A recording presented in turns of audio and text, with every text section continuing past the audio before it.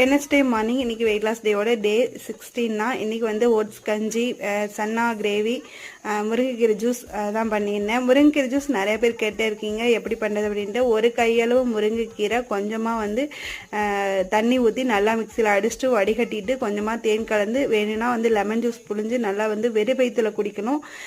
இல்லைன்னா காலையில் வெறும் வயிற்றுல குடிக்க முடியல அப்படின்னா நீங்கள் வந்து நைட்டு ஒரு 1/2 hour சாப்பாடு சாப்பிட்டுட்டு 1/2 hour கழித்து முருங்கைக்கீரை ஜூஸ் எடுத்துக்கோங்க. ஓட்ஸ் கஞ்சிக்கு கொஞ்சமாக ஒரு 1/4 லிட்டர் தண்ணி, 2 ஸ்பூன் ஓட்ஸு மசாலா ஓட்ஸு சேர்த்து ஒரு 5 நிமிஷம் கொதிக்க விட்டிங்கன்னா போதும். சூப்பராக ஓட்ஸ் கஞ்சி ரெடி ஆயிரும்.